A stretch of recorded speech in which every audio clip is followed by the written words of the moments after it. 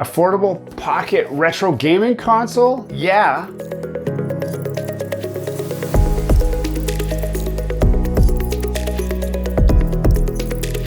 Hello and welcome back to Gears and Tech. When the folks over at Geek Goo reached out to me and said, "Hey Anton, do you want to try a really expensive emulation gaming console that you can fit in your pocket?"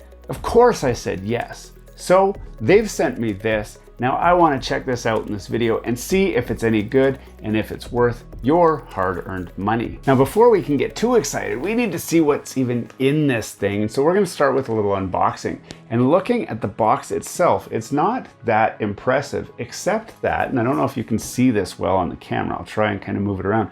There's a reflective, shiny text and graphic on there, which is actually reminiscent of some of the higher end gaming handheld PCs that I've reviewed on this channel recently. So that's a nice touch, but overall it's a very simple design and I'm actually really excited to check this out. So NordVPN. Maybe you've never considered a VPN before because they are only for criminals and people that have something to hide. But that is simply not true. VPN stands for Virtual Private Network. A VPN creates an encrypted tunnel for your data which protects your online identity by hiding your IP address and allows you to use public Wi-Fi hotspots safely. But if you have nothing to hide, why would you need a VPN? For secure online entertainment. Do you like gaming online? Well, forget about DDoS attacks and bandwidth throttling with NordVPN. It's a VPN that gamers love and it's very gamer friendly. Do you want a more relaxed evening of sitting back and enjoying a show? Watch your favorite TV series and movies without slowdowns. NordVPN can save your movie night by preventing your ISP from throttling your connection. Also, top secret tip, you can access shows in other regions that are normally region blocked by using a VPN and setting your home connection to whatever country the show that you want to watch is airing from. This works with Netflix, Hulu, and all of the major streaming companies to access those shows that normally you wouldn't be able to see. For private internet browsing, government agencies, marketers, and internet service providers would all love to track and collect your browsing history, messages, and other private data. The best way to hide it? Using a VPN to keep your data safe. For safe traveling, use NordVPN to secure your connection on public Wi-Fi so you can browse in full privacy even when you're far away from home. Hackers have many methods to steal your data on public hotspots, but with a VPN, your online traffic is invisible to them. Ready to give NordVPN a try? Click the link down below in the description for exclusive Gears and Tech offers and discounts on a brand new sign-up. You can cancel anytime, but grab this deal before it expires. Signing up through the link below does help this channel out a little bit extra as well, and we really appreciate your support. Let's get back to the video. Let's just get straight into the unboxing. And that's obviously the console. I want to check that last after I see what else is in this thing. So it looks like we've got a manual, and this manual, is it really a manual? It is in English. It does tell you how to use it. There's also Chinese on the back, and it talks about, I don't know, common settings, backlight brightness. I mean, it's got to be pretty straightforward, right? So I'm not going to get too far into what is all there. There's this little box here, which I'm assuming is just going to have a charger cord or something. And sure enough, it does. Now, this is a USB-C cord. Now, one thing I like to do anytime I get any electronics is test this cord to see if it's charging only or if it supports data communication. The reason for that is if you've got a cord that only does charging, it can cause you a lot of grief in using your electronics in your house, and it adds unnecessary issues, really. So the best way to test that, for me anyway, I've got my Samsung Galaxy S24 Ultra, which I love. And then I just plug in this cord into my computer, and I'll turn the volume up so we can find out together. Now, if this is a data supported cable, when I plug it into my computer, we'll hear a dinging sound. There is the phone charging, but my computer did not recognize that I have connected a device. And that is the first strike. Because what that means is all this is good for is charging. I'm gonna flip it over and just try again, just to be sure. All it's doing is charging. And the best thing to do with a cable that only charges is, hopefully I'll show you guys how strong I am. Rip it in half, get rid of it, and then throw it in the garbage. This was just gonna be a problem cord for me, especially when you're trying to connect your phone and it doesn't work, and you're trying to connect something else and it doesn't work. Just break it, throw it in the garbage, say thank you very much, because I have enough cables that charge and do communication just fine. Now let's check this out. I'm so excited for this. I'm so excited. There it is, and yeah. Now, many of you already recognize the classic. This is the classic gray, and on their website, I'm just looking at it now, they have 4 color options. They have transparent black, they have gray, they have beige white, they call it, and orange. Now, I really struggled because I liked the orange, even the beige white. I'm not a transparent kind of guy. The classic retro Super Nintendo color, oh, it's just awesome. Before we turn this on, let's explore what the exterior of this device has. So looking on the face, first of all, it's got a classic D-pad, which feels okay. And I'm gonna compare this to my Game & Watch Mario Edition. Now, many of you keen observers would have noticed that it's sitting right up over there most of the time, but this is size for size, pretty comparable. Screen size on this is a little bit bigger, but overall, very similar size. So anyone who's used a Game & Watch and held that in your hand, this fits in your hand almost as well. In fact, slightly better. So comparing D-pad to D-pad, there's no comparison. Game & Watch D-pad, hands down better. But is it a lot better? No, this is like the same better. And part of the reasons why Game & Watch maybe is a good comparison is they're about the same price. For the price of a Game & Watch, you can get a full emulation system, which includes Super Mario Brothers anyway, but a lot of other games. What games does it emulate? Well, we're gonna cover that. We're gonna turn this on and check out some of the games in this very video, but D-pad feels okay. Buttons. The buttons are tactile feeling. I've got fat thumbs, as you can see, so trying to hit each one is gonna probably be problematic in like an intense game, but it's not too bad. It's got a select button and a start button, which actually is, I mean, all the buttons feel really good. Moving around to the side, we've got a volume rocker here for volume up, volume down. Also feels very tactile and very responsive, like it feels good. It doesn't feel cheap. It's kind of wobbly with the shake test, but that's okay. Moving around to the front, we can see there's a L1, L2, R1, and R2 button. An interesting design, which isn't bad, is the shoulder buttons here are right on the shoulder. So you can actually get right on them. And then your L2 and your R2 buttons are raised slightly. So you know at a glance what you're pushing and you won't miss it in any way. Like, it's very well thought out in that respect. And wow, I did not know that this did this. But moving on, we've got the DC/OTG port. So this will support data transfer to the card on the device, but it also has removable storage media, which we'll look at as we keep going around here. There is an M button on the front, which I don't know what that's for because the power button is in a different spot. I'm guessing it's a memory of some sort. But here's the thing that's surprising. It has an HDMI port on here, which, is that a standard HDMI? It is not. It's micro HDMI, of course. That's okay, I have a micro HDMI adapter, but you can presumably hook this up to a TV and then play your game on the TV. The only question I have is, does it support wireless controllers? So this becomes a retro gaming console that you can connect controllers to. We're gonna find out, we're gonna find out. I've got some controllers back there that I could try and connect through Bluetooth to this. Moving around to the other side, there is a power button there and a somewhat recessed gray push button, which my finger's fat enough to push. So I'm not sure what it does, but once we've powered it on, we will try pushing that. And moving to the bottom, it has 2 micro SD card slots. One of them is populated already with a memory card. And if I pop that guy out, it is a 64 gigabyte memory card, presumably preloaded with all of your favorite retro games. We're gonna find out when we turn it on, but it also has another micro SD card slot so that we can put presumably more games on there. On the packaging, it says TF-int for internal. So this would be the internal memory. Probably the firmware and the software is going to be loaded on this memory card as well, and then you can load games up on that guy. And there is a wired headphone jack as well. On the back there's nothing, but they do use some security screws, so you're not going to open this thing up.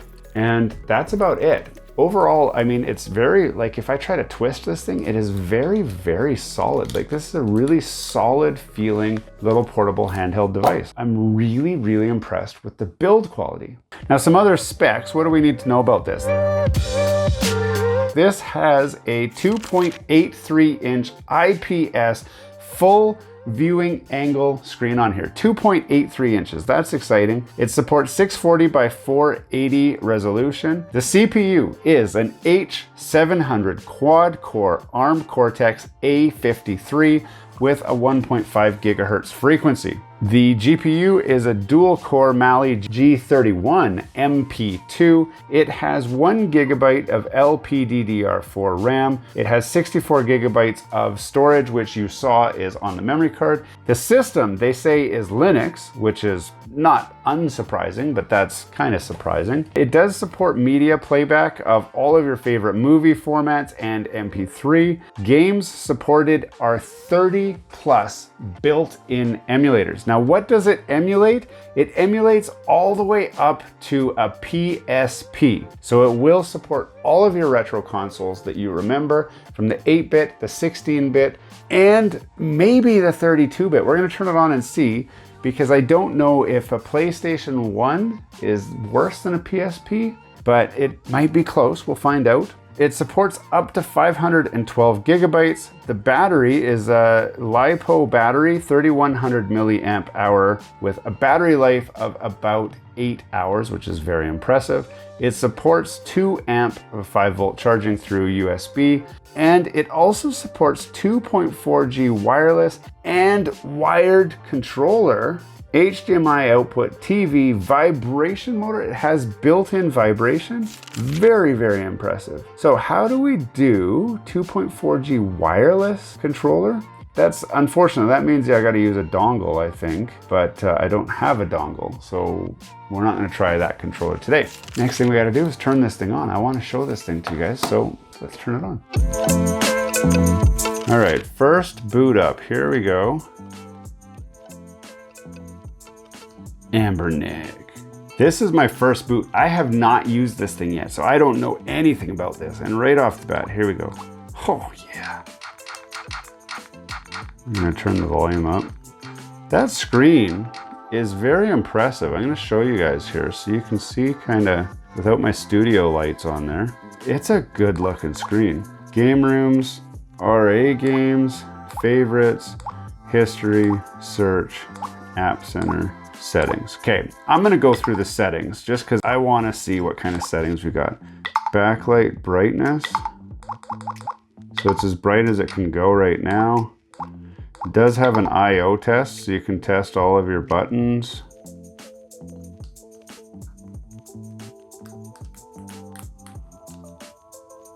Select and start.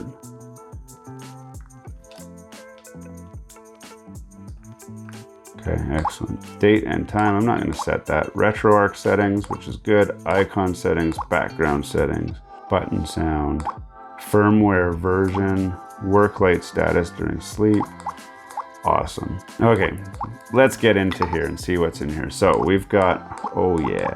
So first question has been answered. PlayStation 1 games. They are supported, PlayStation 1 games. I'm not gonna boot any games yet. Let's just run through the menu and see what's on here. I'm gonna try and get this nice and close for you. So you can see vertical arcade, CPS1 game, CPS2, CPS3, Neo Geo, FB Neo, MAME, Game Boy Advance, NES, SNES, SMS, so that's your Sega Master System, Sega Genesis, 32X, Game Boy Color, regular Game Boy, PCE, awesome, Neo Geo Pocket, Game Gear, and WSC. What I don't see is PSP. It says it supports up to PSP, but I don't see PSP on here. But that's okay. So let's go to PS1 game. And they've got a number of games, like I said, already preloaded on here. So let's find cool. Nitro, Crash Bandicoot. So I have some very fond memories of games on here. Look at that. Gran Turismo 1, but they don't have Gran Turismo 2. That's surprising choice. Need for Speed 3, Pepsi Man, Ridge Racer, SimCity, Spider-Man, Tekken 3. Okay, I mean, it's a small memory card, so you're not going to get a lot of games on here, and you can certainly add your own games. Now, I do not want to run a game that I don't have. Let's have it, like, if we look to Vertical Arcade, these are all going to be your old arcade games. Some of these, you know, they're fun for nostalgia. I enjoy looking at them more than I enjoy playing them. That's just the way I am, and I don't want to offend anybody. So mostly I want to know, is this okay as an emulator? So let's try Super Nintendo, see what they got in here. I have a feeling they're going to avoid the Nintendo IPs, but let's find out. We got Super Street Fighter 2, that's great. But like I said, like, they're not going to include Super Mario Bros.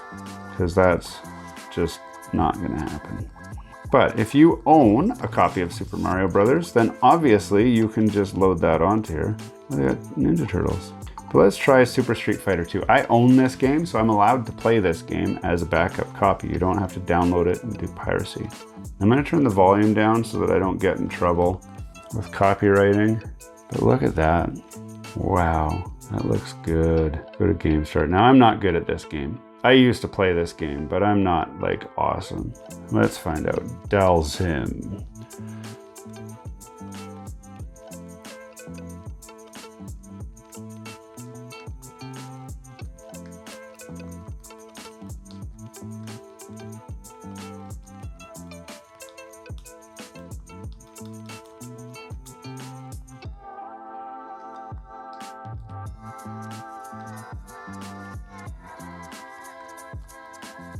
Oh yeah, got a good throw on him. There we go, we beat him. You can see. So, I mean, that's pretty impressive. So if I go to exit game, then that'll take me back to the main menu. This is a very, very impressive piece of hardware. Now I can go all the way back. I can go to RetroArch. This is more or less just the same thing. It's just doing it in the RetroArch way is all. That's all we're doing. Game Boy Color. What do you think the odds are that we got Pokemon on here? So there you go. If you're wondering, does it do Pokemon? Yes, it does. And there it is. Oh yeah, such a classic sound. Now you can see they did add bars on the top and the bottom.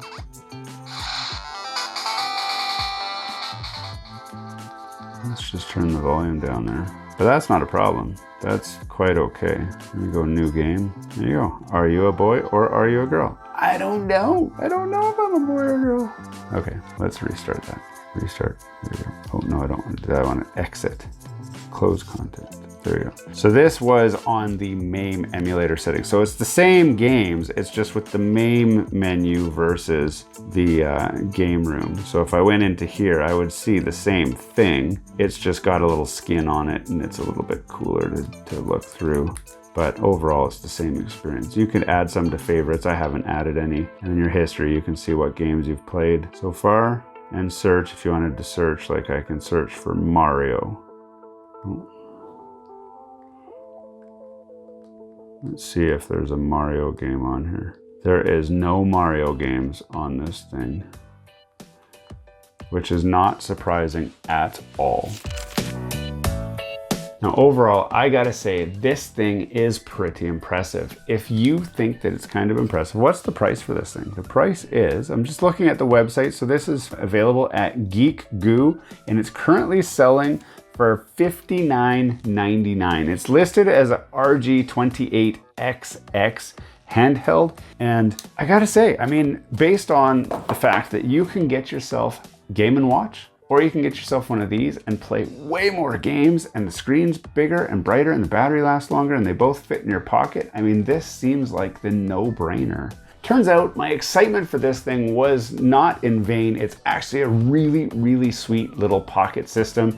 And I think anyone who's looking at something that can help pass the time in small, tight spaces, on the airplane, on the bus, at school, on the go, at work, whatever, this thing is going to satisfy your retro gaming needs in a major way.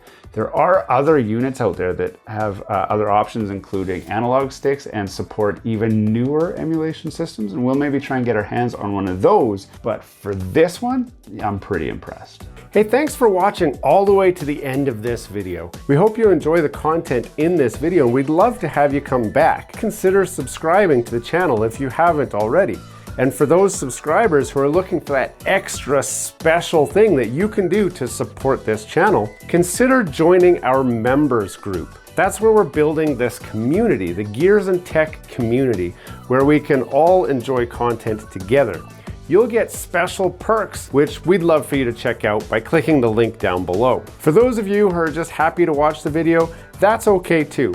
You can check out some of our other content right over here, where we've got some previous videos that have already been uploaded and enjoyed by many of our viewers already. We do hope to see you again. This has been Gears and Tech. Have a great day.